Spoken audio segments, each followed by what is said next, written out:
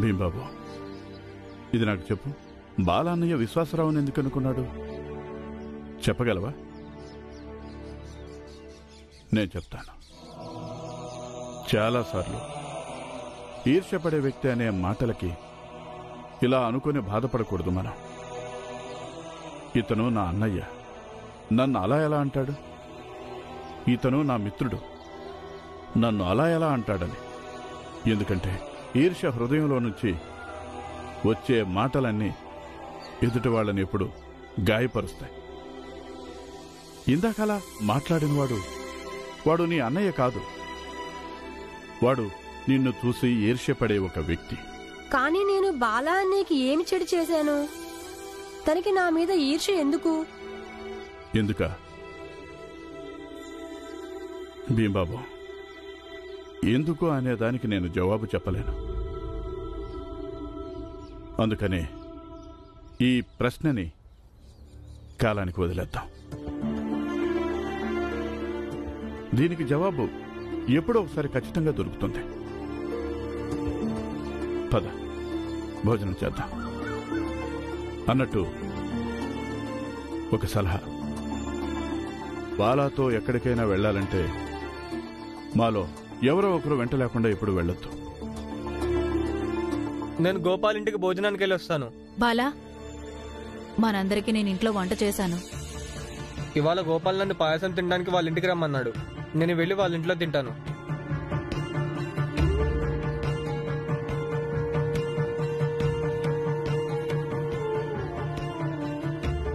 అత్త, నాకు బాగా ఆకలేస్తుంది. పదండి తిందాము. రండి.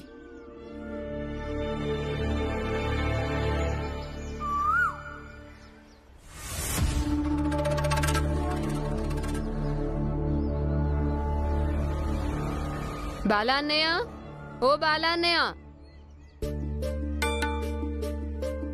బాలా అన్నయ్య, తొందరగా రా, పంచాయతీకి ఆలస్యం అవుతుంది. అత్తా, తొందరగా రండి. పద. పద బాలా అన్నయ్య. వద్దు, నువ్వు ఎక్కడికి రావద్దు. భీమెందుకు రావద్దు?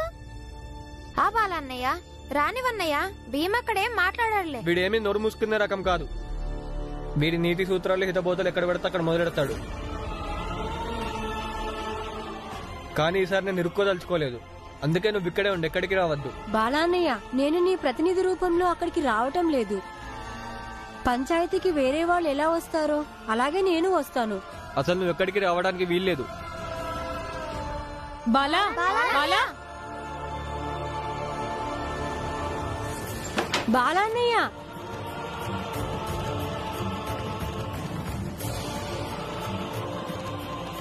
నువ్విప్పుడు లోపలుంటేనే నాకు మేలు చేసిన వాడు అవుతావు. బాలా అన్నయ్య, తలుపు తెరువు. నువ్వు మర్చిపోయా బాలన్నయ్య, పోయినసారి మన భీమే నిన్ను కాపాడాడు. కానీ ఈసారి వీడి అవసరం నాకేమీ లేదు. అయినా భీమ్ మాతో పాటు వస్తాడు. నేను రాకూడదని చెప్పానికే ఇక రాకూడదు, అంతే.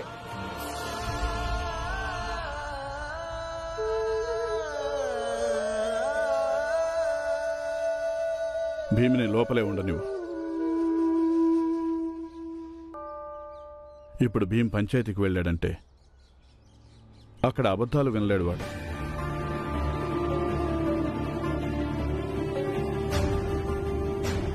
కనీసం ఇలా ఇంట్లో బందీగైనా ఉంటే అబద్ధాలకు దూరంగా ఉండగలుగుతాడు.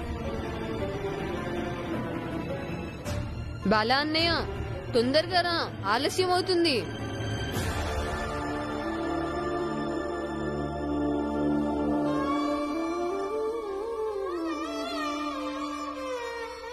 వెళ్ళు బాబా, నువ్వు నా కొడుకువే. అందుకని నేను ధర్మంగా నీతో రావాలి. కానీ కొడుకిప్పుడు అబద్ధాలని ఆశ్రయించడం మొదలు పెడితే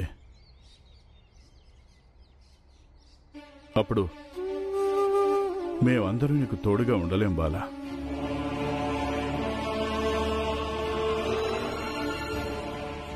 అందుకని కుటుంబం మొత్తం నీతో పాటు రారు. మేం భీమ్ పక్షాన ఉంటాం.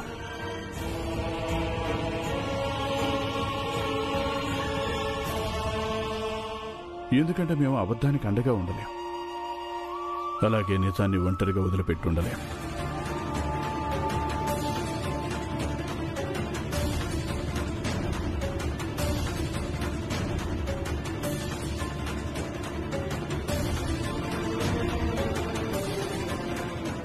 నాన్న నువ్వైనా నీ ఆలోచనలతో సమాజాన్ని మార్చగలం. పద వెళదాం. మద్దతు తెలిపే సమయం మించిపోతుంది. చూద్దాం ఎవరు గెలుస్తారు. మంచి గెలుస్తుందా లేక చెడా? ఎందుకంటే మన భీమ్ దగ్గర మంచి ఆలోచనలు ఉన్నాయి. ఇప్పుడు బాలా ఎవరి దగ్గర ఉన్నాడో వాళ్ళందరిది వక్రబుద్ధి. ఇంకా సేపట్లో ఫలితాల ద్వారా తెలిసిపోతుంది కదా మనం చేసే పోరాటం ఇంకా బలంగా చేయాలా వద్దా అనేది. పద.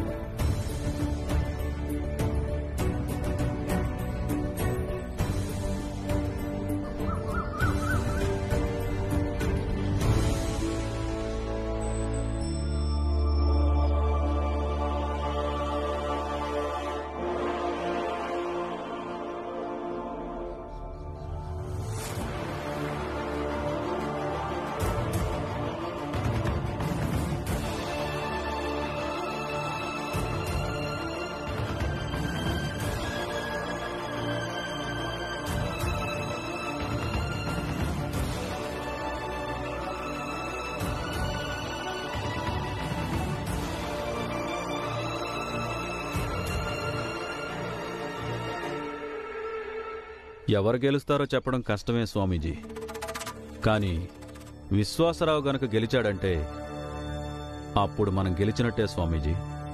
మనం గెలిచామంటే అర్థం ఆ బుడ్డోడు భీమురావు ఇంకా వాడి బాబు రామ్జీ సత్పాల్ ఓడిపోయినట్టు. అంటే మొత్తం అందరూ ఓడిపోయినట్టే. ఇంకా వాళ్ళలోని ఆ నమ్మకం కూడా ఓడిపోతుంది. ఏ నమ్మకంతో వాళ్ళు ఇలా అనుకుంటున్నారో వాళ్ళ స్థాయి మన పెద్ద జాతి వాళ్లతో సమానమని. ఓర్పుగా ఉండు సేటు. ముందు ఎన్నికల ఫలితాల కొరకు వేచి ఉండు.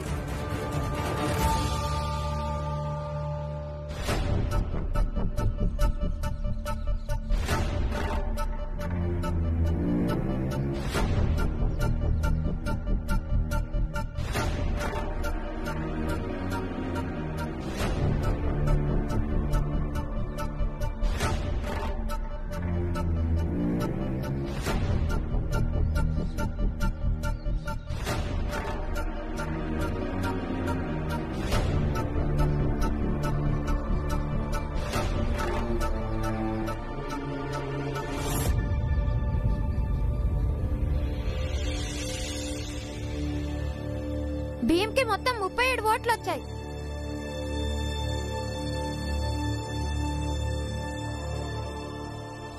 మా విశ్వాసరావుకి మొత్తం కలిపి 77 ఓట్లు వచ్చాయి.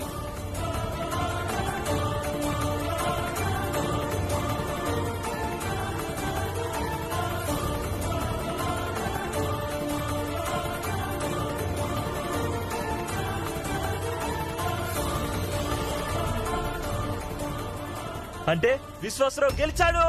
రండి రండి మిత్రులారా, విశ్వాసరావుకి విశ్వాసరావుకి విశ్వాసరావుకి విశ్వాసరావుకి విశ్వాసరావుకి విశ్వాసరావుకి విశ్వాసరావుకి. నా మాటలు నీలో ఎలాంటి మార్పు తీసుకురాలేవని, కానీ నేను నీ తండ్రిని, అందుకే ఇది నా బాధ్యత అవుతుంది. ఎప్పుడైతే నా పిల్లలు తప్పుడు దారిలో నడుస్తారో అప్పుడు నేను వాళ్ళని ఆపాలి, దండించాలి. నువ్వు ఇప్పుడు తప్పు పనిచేశావు. మిగతా వాళ్ళ సంగతి తెలీదు, కానీ విగ్రహం దొంగిలించడం నువ్వు చేసిన తప్పు.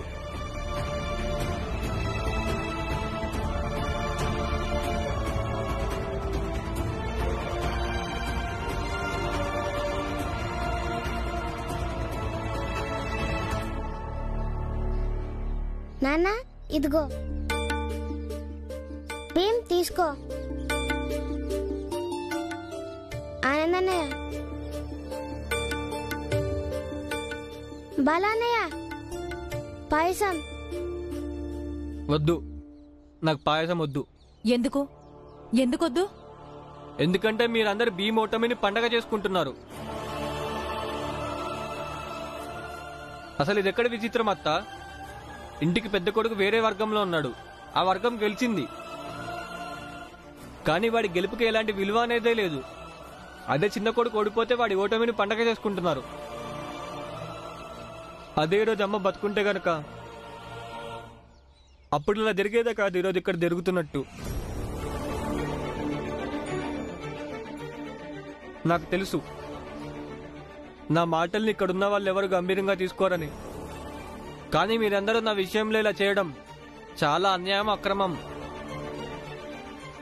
ఈ విషయాన్ని నేను జీవితాంతం మర్చిపోను. బాలా అన్నయ్య,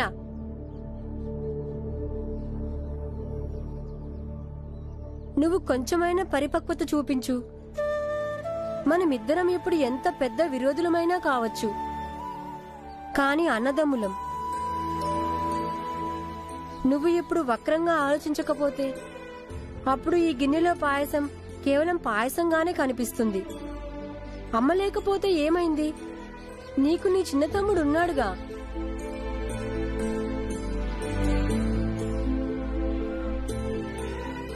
నువ్వు కూర్చొని పాయసం తిను, లేకపోతే నేను కూడా తినను. ఎక్కువగా ఆలోచించకు, వచ్చి కూర్చో.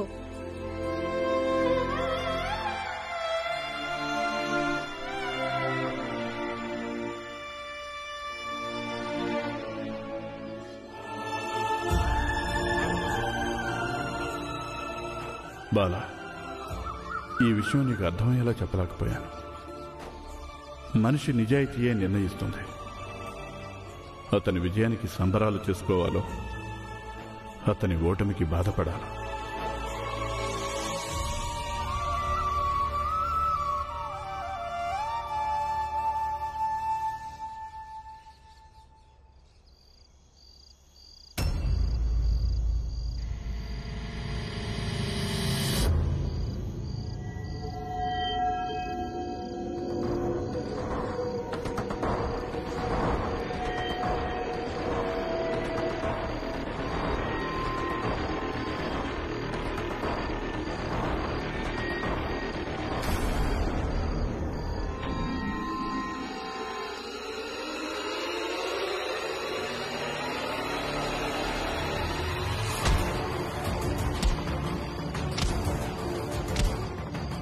విశ్వాసరావు, నేను నీకు చెప్పాను కదా, దీన్ని నువ్వు నిలిపెట్టను.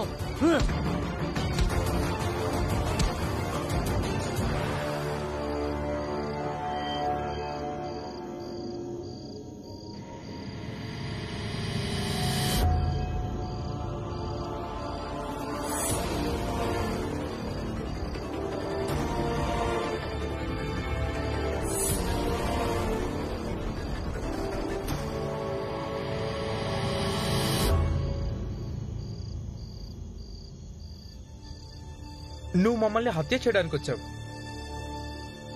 కానీ చంపబడింది పాపం ఈ అమాయకులు.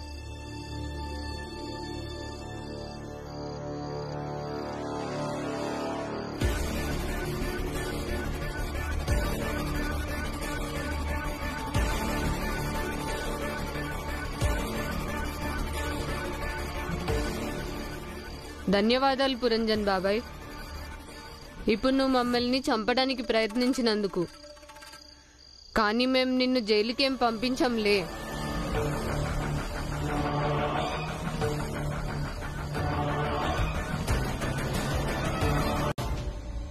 చూడండి, ఇది మా అన్నయ్య వ్యాపారం. రామ్జీ ఉండడం వల్ల ఈ వ్యాపారం బాగా సాగుతుంది. ఇప్పుడు మా అన్నయ్య జబ్బు పడ్డారు. మా వదిన ఆయన దగ్గరే ఉంది. నేను ఆయన చెల్లెల్ని. మా అన్నయ్యకి సాయం చేద్దామని వచ్చాను. కానీ ఇప్పుడు మీ అందరూ కలిసి జాతి పేరు చెప్పి ఈయన్ని పని అనిపించేస్తే మా అన్నయ్య ఏం తిని బతుకుతాడు?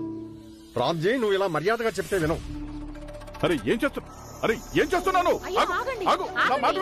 అరే ఏంటి నువ్వు చేసేది? అరే ఎందుకు అవన్నీ పారబోస్తున్నావు? ఎందుకు అలాంటి పని చేస్తున్నావు నువ్వు?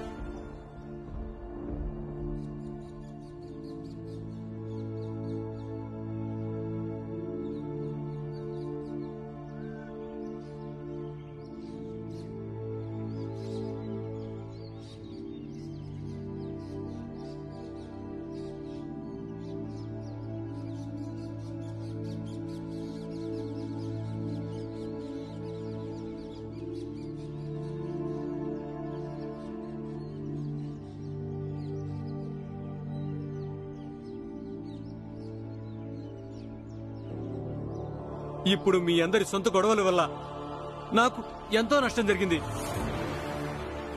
ఇప్పుడు సేటు గారికి మీ ఇద్దరి మీద ఫిర్యాదు చేసి మీ జీతాలు రాకుండా ఆపేస్తాను.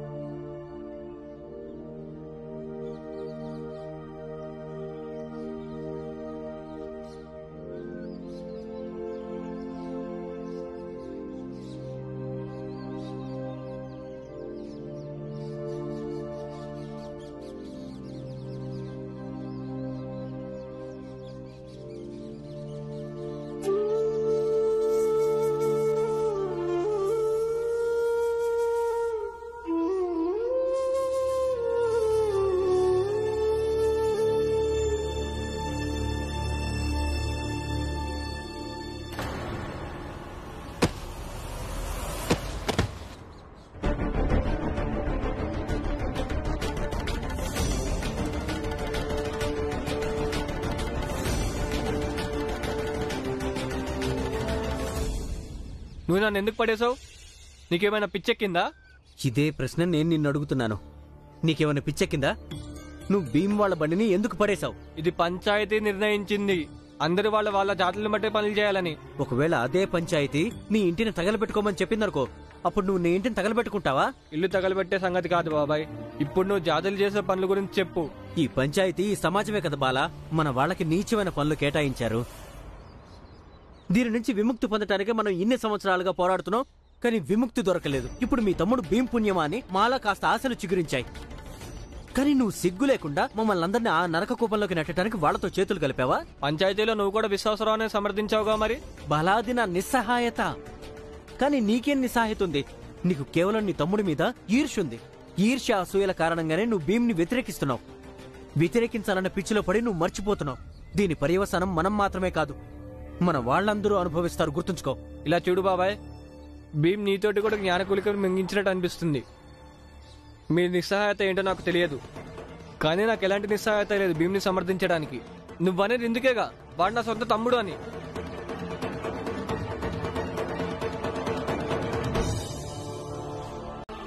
ఇక నువ్వు ఈ ముతక చీర కట్టుకొని అన్నయ్య అంతిమ సంస్కారాలకు చెందిన విధిని పూర్తి చేయొద్దునే. ఈ చీర మీద నీకు హక్కుంది. నేను ఏమంటున్నానంటే, తప్పుడు చోటుకి ఇంకా తప్పుడు హక్కుని ఇవ్వడానికి వచ్చావు నువ్వు. నేను మీ అన్నయ్యకి భార్యని కాను, ఇంకా అతని ఇల్లు నా అత్తారిల్లు కానే కాదు. నేను ఎవరి భార్యను కాను, అలాగే నువ్వు అనుకున్నట్టు నాకు ఏ అత్తారిల్లు లేదు. నా పుట్టింటి వాళ్ళు తప్ప నాకంటూ ఈ లోకంలో అసలు ఇంకెవరూ లేరు. ఇక వెళ్ళిక్కడి నుంచి. ఏంటలా పిచ్చిగా మాట్లాడుతున్నావు? నీ భర్త చచ్చిపోయాడు, నువ్వు ఇప్పుడు విధవరాలివయ్యావు.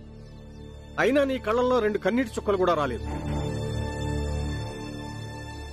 పాపం అతను అంత దూరం నుంచి తన ధర్మాన్ని నిర్వర్తించడానికి వచ్చాడు. నీ కోసం సాంప్రదాయపు చీర తీసుకుని వచ్చాడు. పైగా నువ్వు అడుగుతున్నావా ఎందుకు వచ్చావని? అరే, ఎవరైనా బుద్ధి చెప్పండి. ఏమై ఇప్పుడు విధవరాలయ్యింది. పాపం కొంచెం కూడా తెలివిలేదు. ఏమే బొట్టు గాజులు చెరిపోయింది. అప్పుడైనా ఏమికి తెలివి వస్తుందేమో, అప్పుడైనా పరిస్థితి అర్థమవుతుందేమో.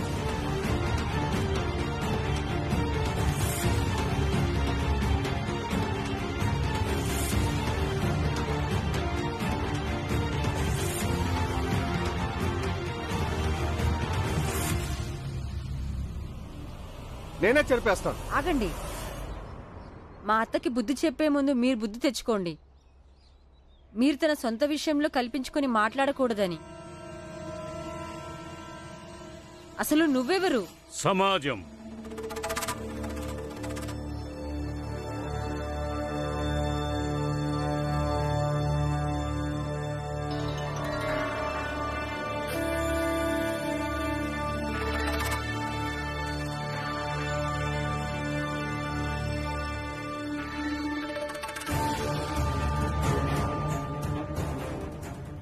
సమాజం భీమరావు.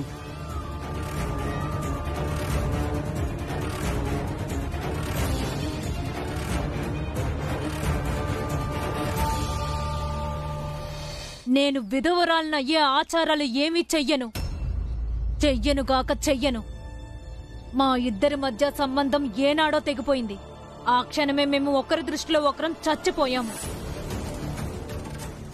నేను నా వంతు బాధ్యతల్ని అప్పుడే అందరి ముందు చెరిపేశాను. ఇప్పుడిక ఈ శోకాలు గీకాలు అలాంటివేమీ ఉండవు. మొత్తుకోడాలు ఏడుపులు కూడా ఉండవు.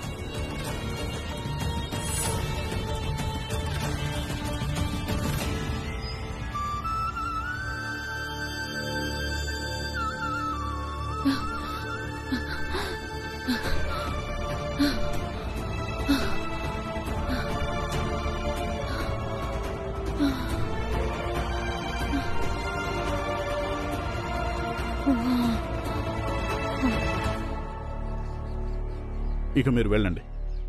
మళ్ళీ ఇంకెప్పుడు ఇక్కడికి రావద్దు. ఇక మీరందరూ కూడా వెళ్ళండి. వెళ్ళాలా? ఎలా వెళ్తారు? ఇప్పుడు చెయ్యాల్సిన కార్యం ఏమిటో అది మీ సమాజానికి చెందిన ప్రతినిధి నిర్ణయిస్తాడు. నువ్వు కాదు భీమరావు. ఎవరైనా ఇద్దరు వ్యక్తుల మధ్య సంబంధం అనేది జీవన మరణాలు. ఆ వ్యక్తులకు సంబంధించిన ఇద్దరి వ్యక్తిగత విషయాలు సమాజంది కాదు. చూడండి, ఒకటి, మీరు మా ఇంటి మనిషి కాదు. మేము మిమ్మల్ని మా బంధువుగా భావించడం లేదు. అందుకని మీరు ఇక్కడి నుంచి వెళ్ళిపోండి.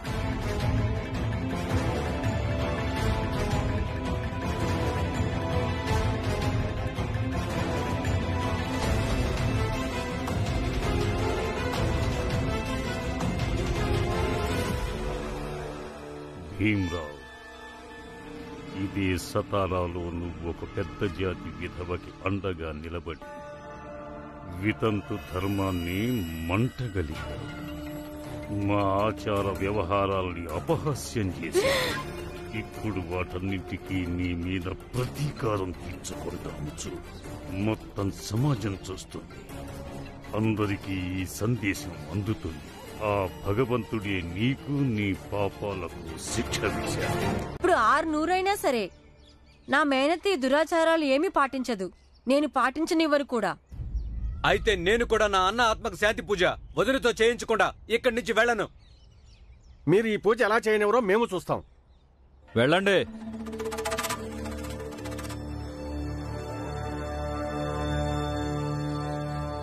మీరందరూ అలా నిలబడి చూస్తారేంటి? తలుపులు బద్దలు కొట్టండి.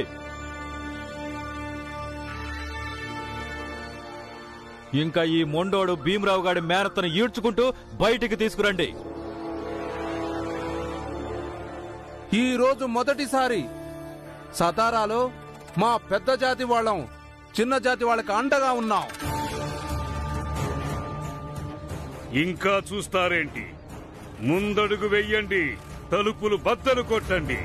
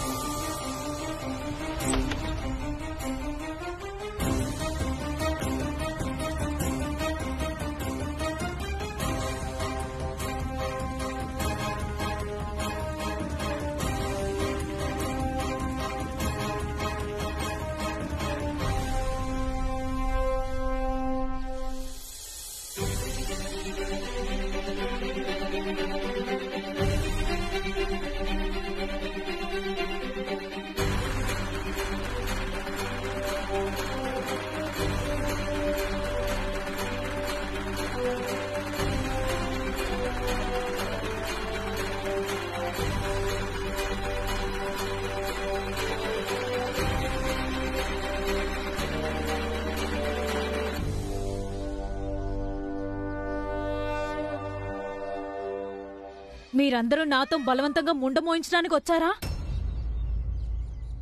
ఇప్పుడు మీరందరూ ఏ హక్కుతో ఇక్కడికొచ్చి నిలబడ్డారు? మరి గ్రామంలో కలరా, ప్లేగు లాంటి అంటువ్యాధులు వ్యాపించినప్పుడు అప్పుడు ఎందుకు కలిసి నిలబడలేదు రెండు జాతులు? అదే ఈ రోజు ఒక ఆడదాని గాజులు బొట్టు తీసేయాలనేసరికి అందరూ ఒకటైపోయారా? అది కూడా తలా తోక తెలియకుండా ముందుకొచ్చారు. నా విషయంలో ఏం జరిగిందో తెలుసా?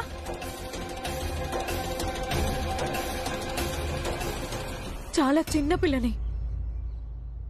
అప్పుడు నాకు పెళ్లి చేశారు. ఎన్నో కోరికలతో వెళ్లాను అత్తారింటికి. కొత్త కోడల్ని అత్తారింట్లో గృహప్రవేశం చేయిస్తారు. నాతో చేయించలేదు. నన్నందరూ అవహేళన చేశారు. ఎందుకంటే నేను అవిటిదాన్ని కాబట్టి. ఆ రోజు కొత్త కోడల్ని చూడ్డానికి వచ్చిన అమ్మలక్కలందరూ ముందు నన్ను చూసి ఎగతాళి చేశారు. నేను అందరి ముందున నడుస్తుంటే వాళ్ళిలా అన్నారు, చూడండి చూడండి మా కొత్త కోడలు ఒంటికాలతో ఎలా నడుస్తుందో. ఎప్పుడైనా చూసారా ఒంటికాలతో నడిచే కోడల్ని? అప్పుడు అందరూ పగలపడి నవ్వేవాళ్ళు.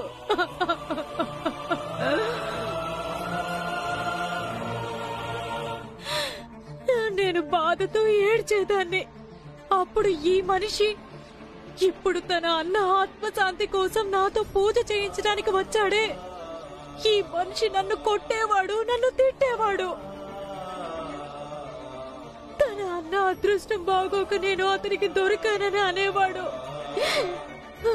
నేను ఏడుస్తూ ఉండేదాన్ని. అయినా ఎవరు ఎప్పుడు నాతో ప్రేమగా మాట్లాడలేదు. ఇక ఒక రోజున నన్ను నిర్దాక్షణ్యంగా ఇంట్లోంచి బయటకు గెంటేశారు. అత్తారింట్లో ఉన్న సంబంధాలన్నీ ఎప్పుడో కాలగర్భంలో కలిసిపోయినాయి. ఒకవేళ మా అన్న వదులు లేకపోయి ఉంటే నేను అసలు బ్రతుకుండేదాన్ని కాదు. ఇంకా ఈ పిల్లలు లేకపోతే నా బ్రతుకు అసలు అర్థం ఉండేదే కాదు.